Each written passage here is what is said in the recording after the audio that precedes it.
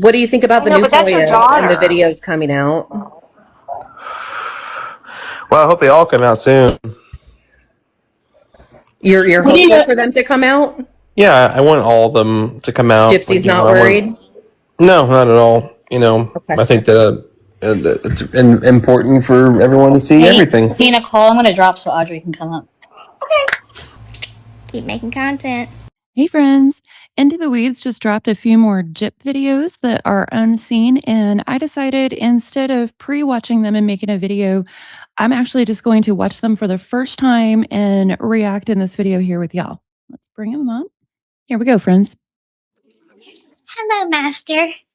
I am making you this video just as you requested in a black bra and a kind of red corset and white underwear. And anyway, I am making you this video. This kind of reminds me of like a Wonder Woman cosplay, friends. Maybe it's just that red belt. Oh, Lord, look at that expression I accidentally paused it on. Holy hell. Okay, let's move on. To tell you that I love and adore you so much, and that I will be everything that you want me to be, and that I will serve you and obey you. And sorry, I'm a little nervous. And I'll do anything that you tell me to, even if it's difficult. That was strange, friends. That was really short. Did any of y'all notice how out of breath she was there? I know that I've made mistakes in the past. I know that I've been kind of a horrible girlfriend, and I feel horrible about that, but I wonder what exactly she did, friends, because we know from reading a lot of their communication that she talked to him quite a bit about wanting to see other dudes. She would get mad and go off on him about stuff, and Nick would say things like, will there be less freakouts in person? But anyway, I wonder what she did this time, or if she's going to confess to something here. I want to be worthy for both of you. And what you said before about you being luggage, that's not true. I said that you were like Edward because what is Edward's Bella? You call me Bella because we're soulmates. And what are they? Oh my God. She was always obsessed with Twilight, friends. Remember how whenever Keen and Ryan were having their fight and talking about a boxing match and stuff, she was like, oh my God, I just feel like Bella and Twilight between Edward and Jacob, and I'm Switzerland. And then later she brought it up again, and Keen tried to, talk intelligently about what I'm Switzerland actually refers to, that they were neutral in the war. And he was like, well, I'm Germany. And she looked at him like he was completely dumb and was like, well, don't you get that reference? It's from Twilight. She is obsessed with Twilight, friends. Soulmates. So if that didn't make sense to you, well, now that explains that. It's not that I was making fun of you because you're a vampire or anything. It's because of the whole soulmate thing. Oh, that's interesting. Nick felt like at points she was making fun of him for his claim to be a vampire.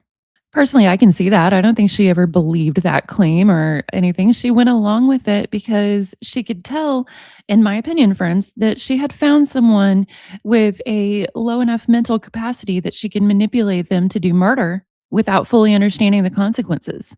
Like, oh, this person believes that they're a vampire. They're going to believe that, they can do murder. What do y'all think, friends? Anyway, I know the vampire way tells us that we have to do things roughly and be strict. I don't mind that. I was confused at first. I thought that this was the end of the videos, but I see what Amber's doing now. She's chopping it up for her credit. And that's no problem at all, because she did a lot of work. And I know a few people have said, well, what work did she even do? Anyone can do FOIAs. That is true. Anyone can request FOIAs, but anyone's request doesn't always go through, because it's kind of a learning process. The first few times you do it, you ask for things that cause your request to get automatically shut down. People, have certain tones that they respond to the wrong way and stuff like that. And other people get their request shut down just because someone in that office didn't like their tone and found a reason, just dug and found some technical reason to not do the FOIA. We're dealing with humans in these institutions, and human problems come along with that. Amber has visited these people in person. She has sent donuts. She has sent flowers. She spent time on the phone with them. Like, she did a lot more to get these than just fill out some paperwork. You know what I mean, friends? Like, it was quite a delicate dance. But I hope some part of you might warm up to me, and you can adore me in time. Because I know that all four of us can live a very happy life together, and our descendants as well. So to you, I pledge my loyalty, my love, my devotion, and my everlasting enslavement to you. I will do anything you say, anytime you say. Now, I know you probably want to talk to Mona now, so I just got to break in and say it's hilarious to hear her sitting there say, I will do anything you say at any time you say. But we've seen her other videos and her other messages, and she's not at all submissive, friends. She is giving orders. She is dominating. Yeah. Okay. I'll let you talk to her. So, I love and adore you, Master. Have a wonderful night. Here's the Mona now. Oh, that must have been the end of her video as Gypsy. So let's see if Into the Weeds dropped the other one. Okay, here's another one. Just want to pause here and point out real quick. Like I said in the other video, it is wild to me, friends, that Gypsy knew how to edit videos this well in 2013. Back then, editing videos wasn't easy like it is now. We didn't have apps. Video editing software was really, really resource intensive. Like, yeah, I'm shocked. Anyway. Hey, baby, I'm making you your goodnight video. So I wanted to say that I love and adore you, and I hope you have a good night. And I'm sending you lots of my hugs and kisses and all kinds of good snuggle wishes. And I wish I could be there with you in your bed, snuggling, maybe doing a little something more. I love and adore you so much. Have a good night, darling.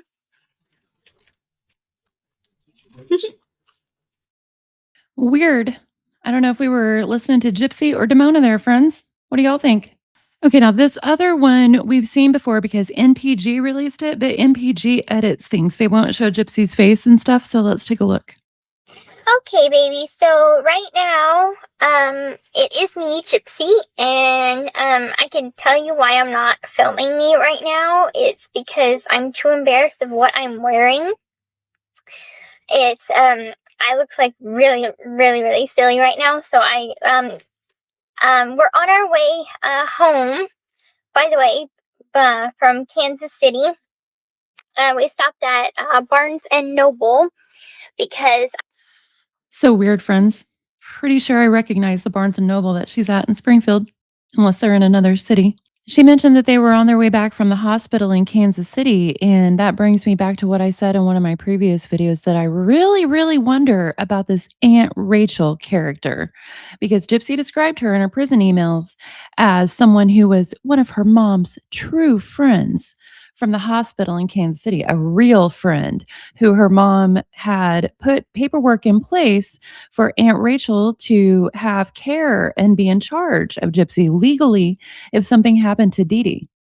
That sounds to me, friends, like somebody who knew what the hell was going on, because how could she be at a hospital helping them without realizing that some of this wasn't true? And if she was Dee Dee's true friend, how in the hell is she still friends with Gypsy? God. Anyway, I just had to put that out there again, friends. I need my comic book, because yes, I do read comic books. I read the Star Wars and Star Trek comic books, so I needed my new comic. She needed her new comic. I wonder how bad she whined to poor Dee Dee. Anyway, yeah, I'm filming the dashboard. Anyway, it is me, Gypsy, speaking right now, and, so I'll let Demona talk for a little while with me. Here she is. Hey, two sexies. Right now we're at Barnes & Noble, as Gypsy just said, and, we're getting her comic book. And I'll show you a little bit, even though Gypsy doesn't want me to. And of what we're wearing right now. It's really embarrassing. It's like putting a pink bow on a Rottweiler. So, as you can see, 1, 2, 3. That's an interesting description that she used for herself. It's like putting a pink bow on a Rottweiler.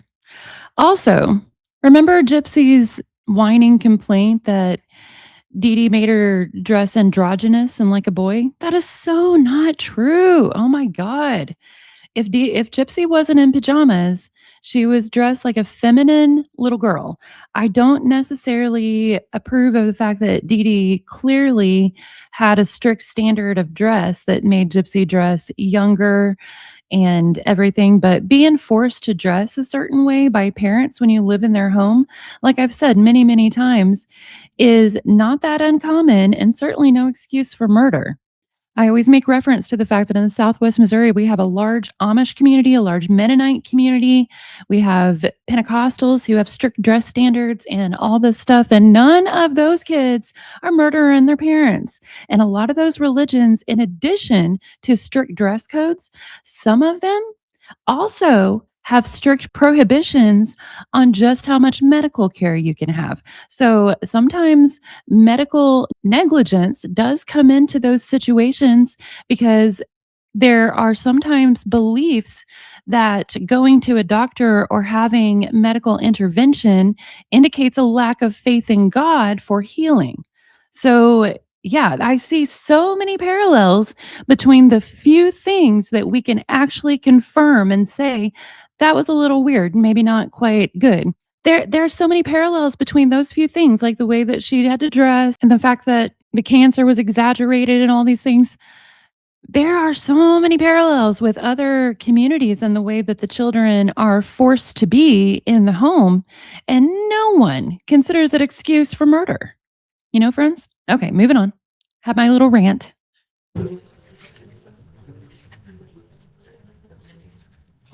Yeah, not cute, right? It's like very, very dorky. Anyway, we'll say this from the both of us. We love and adore you, our amazing sweethearts, and our amazing kings. We love and adore you both so much. So many kisses from both of us. It's always really weird to me, friends, how easily she goes into the we and us and multiples.